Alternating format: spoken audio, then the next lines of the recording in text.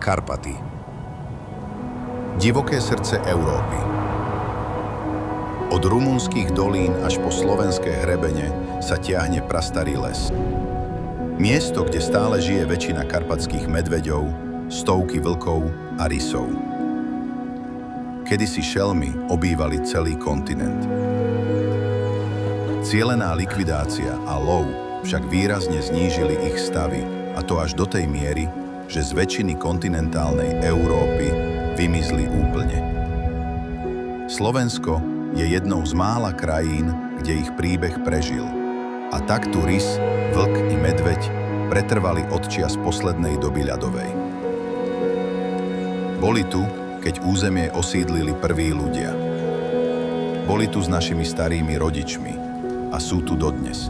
Ako živý poklad, ktorý nám pripomína, že divočina zo Slovenska nikdy celkom nevymizla.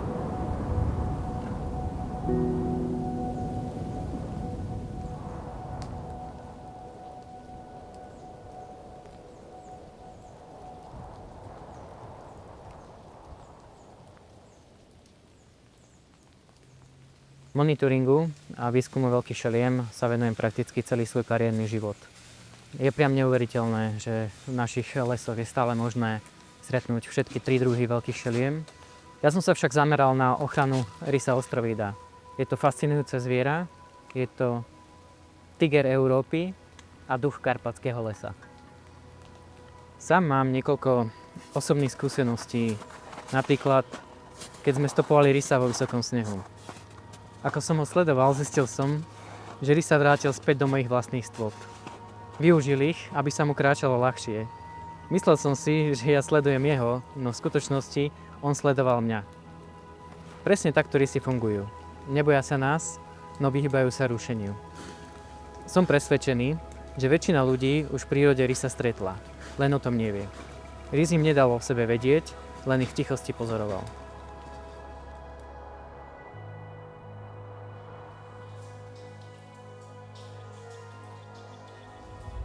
Historicky sa rys monitoroval najmä prostredníctvom jeho samotnej vizuálnej prezencie a priamych pozorovaní, respektíve stopovania v snehu alebo v substráte, ktorý umožňoval sledovať jeho stopové dráhy.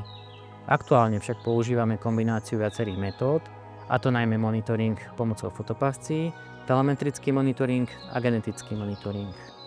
Vďaka novým technológiám máme podrobnejšie a presnejšie údaje a na základe takýchto vedeckých informácií a výstupov vieme nastaviť lepšiu a efektívnejšiu ochranu druhu. One of the biggest challenge I think in all the large carnivore monitoring is basically trying to work species that require such a large spaces to move around. They are actually sharing the same population, so our borders are more political and not really relevant for the animals. Therefore it have to be transboundary and it have to be about collaboration. Ten prístup, ktorý či v samotnom monitoringu, manažmente alebo ochrane realizujeme, je harmonizovaný, štandardizovaný na úrovni celej Európy. A všetky opatrenia alebo aktivity, ktoré realizujeme viac menej uniformne, tak u nás na Slovensku, ako v ostatných európskych krajinách, ktoré veľké šelmy a samotného rysa hostia. Rysa som videl, keď som robil baču na Pohorelej, to za bieleho dňa som pásol ovce vtedy.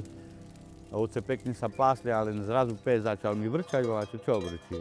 Pozerám a nič. A pekne medzi ovcami sedel rys. A neublížil im, ale sedel medzi ovcami, ak sa ovce rozišli ďalej, tak vtedy som ho zbadal. No to raz v živote som rysa videl takto na blízko. A v ovce akože to bolo častejšie. Sa stalo počas pasenia za bieleho dňa, vlci skokli medzi ovce, podrhli, čo jedno, druhé, rozdúrili.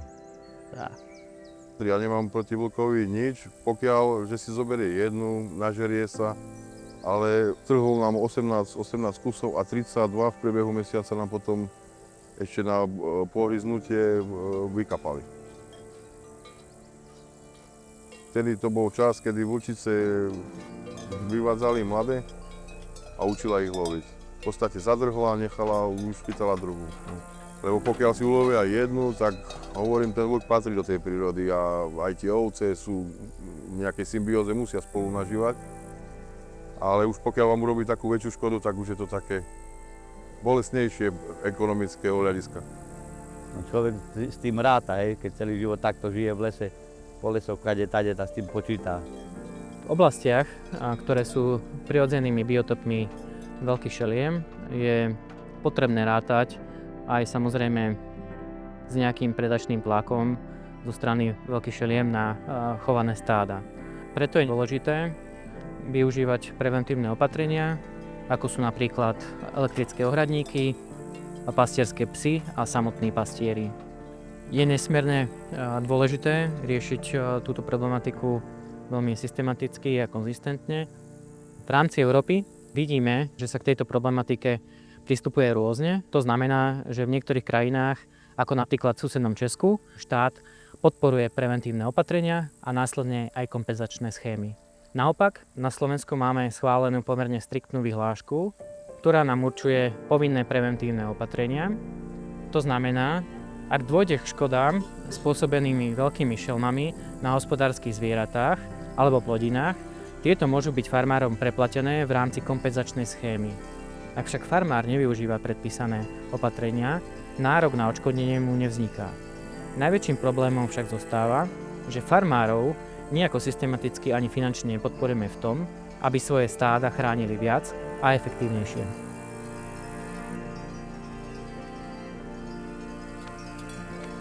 Predtým sme mali len drevený košiar, takéto riadne, klasické sme to mali.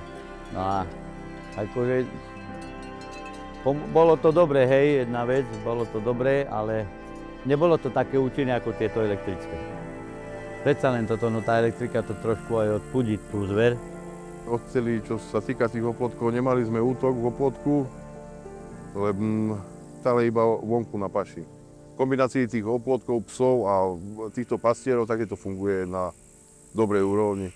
Lynx population in Hungary, as in everywhere, it's quite tricky because it's really hard to monitor these species. We have a quite stable population until 2019, but later then we experienced some kind of decrease in the population. Nem tudtuk megerősíteni a faj aktuális jelenlétét. Tehát az a 6 éves tendencia, ami sajnos a faj életében bekövetkezett a mi működési területünkön, ez igazából valamilyen szempontból folytatódott, és hát csak bízni tudunk abban, hogy ez a jelenség ez pozitív irányba fordul majd a jövőben. V otázke aktuálnych faktorov ohrozujúcich populáciu v slovenských Karpatoch, ale celkovo v Karpatoch ako regiónu, rozvojom práve cestných sietí, ich oplotením sme znížili možnosti migrácie a disperzie jedincov medzi pohoriami. A teda znižujeme vlastne genetickú variabilitu a životaschopnosť tej populácie. A zároveň, ak je tento problém ešte spojený a s nejakým ilegálnym usmrcovaním, tak tá životaschopnosť je ešte násobne viacej ohrozená. Takže tieto dva faktory ako absolútne dominantné a dôležité. Na Slovensku máme pytliactvo definované širšie ako v ostatných európskych krajinách. Ide o pomerne rozšírenú trestnú činnosť, pri ktorej sa motivácie páchateľov v priebehu rokov menili. Od získavania mäsa pre vlastnú potrebu, cez lovecké trofeje, až po nelegálny lov za účelom zisku. Z pohľadu počtu odhalených prípadov je najčastejšie zadokumentovaný nelegálny lov medveďa. Je to dané najmä jeho väčšími rozmermi a tým, že ho nie je možné jednoducho odviesť z miesta ulovenia. Vlk a najmä rys môžu byť vzhľadom na svoje menšie rozmery z miesta činu odnesené samotným páchateľom bez toho, aby vzbudil väčšiu pozornosť. Odhalenie takýchto prípadov je teda náročnejšie. Pytliaci používajú v niektorých prípadoch aj mimoriadne kruté alebo zákerné metódy. Pri love zvery sú to najmä drôtené oká, železné čelusťové alebo sklápacie pasce, ktoré spôsobujú pomalý a bolestivý úhyn ulovených živočíchov. Objavuje sa aj používanie otrávených návnat, ktoré sú obzvlášť zákerné v tom, že lovia neselektívne a spôsobujú často úhyn aj kriticky ohrozených druhov živočíchov. V niektorých prípadoch sa stáva, že veľké šelmy sú ulovené na objednávku. Existujú dôkazy, že lovci, najčastejšie zo zahraničia, si zaplatia za nelegálny lov medveďa či inej šelmy. Miestne skupiny potom celý lov zorganizujú a pripravia. Tomu ilegálnemu lovu sa snažíme predchádzať vzájomnou spoluprácou všetkých zainteresovaných skupín verejnosti a tým pádom vlastne zvyšovaním i povedomia týchto skupín o biológii, etológii a ekológii tých druhov, získavaním informácií, pochopením, ako tie zvieratá fungujú, ako sa dá s nimi spolu nažívať a predchádzať nejakým vzájomným konfliktom, sa znižuje samozrejme aj pravdepodobnosť toho, že by tieto konflikty vznikali a končili fatálne. Transboundary monitoring and working in a transboundary way with partners, was usually happened in a more informal way before, but I think the current project, the LECA, helped us to build some bridges and try to work together in a more formal, more closely. And we are also missing the constant share of information. So projects like these can help us to work together more closely and communicate more frequently with each other. Práve farmári nám po staročia dokonale ukazujú, ako sa dá na našom území spolu nažívať s veľkými šelmami. Pretože veľké šelmy našťastie nikdy nevymizli z nášho územia. Farmári a obyvatelia západnej Európy, kde niekoľko storočí nevideli veľkých predátorov, sa s ich opätovným návratom musia týmto podmienkam znovu prispôsobiť. No, ono je to, dá sa povedať, že dedičné. Po otcovi viac menej. Otec to robil celý život. A tak to nejako prešlo. Z pokolenia na pokolenie. Ak to povedať, to je už ako súčasť života jednoducho. Tradičný spôsob života, ako je tradičné pasenie, je nielen slovenské, ale aj karpatské kultúrne dedičstvo, na ktoré by sme mali byť hrdí a mali by sme k nemu aj patrične pristupovať. Je to naše bohatstvo, lebo ako som už niekoľkokrát povedal, ten luk patrí k nám, k tej prírode, do spolužitia nášho. Nejako, ja by som si to ani bez toho nevedel predstaviť, ale ako rozčúli to človeka vtedy, keď urobí nejakú škodu. Keď ho vidím niekde na luke, je to krásne zviera.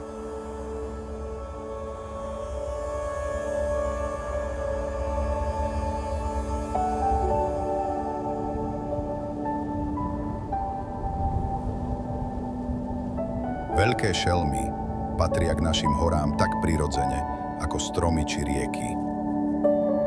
Už v dávnej minulosti kráčali lesmi vlky, medvede aj rysy, tichí spoločníci našej histórie. Sú symbolom slobody a divokosti, nepoznajú hranice. Ich domovom je krajina, ktorú s nami zdieľajú. Ich prítomnosť nám pripomína krehkú rovnováhu, ktorú je potrebné chrániť. Učia nás pokore a tomu, že človek a príroda môžu kráčať vedľa seba. Ak ich ochránime dnes, zostanú tu aj pre naše deti a vnúčatá, ako hlas krajiny, ktorú voláme domov.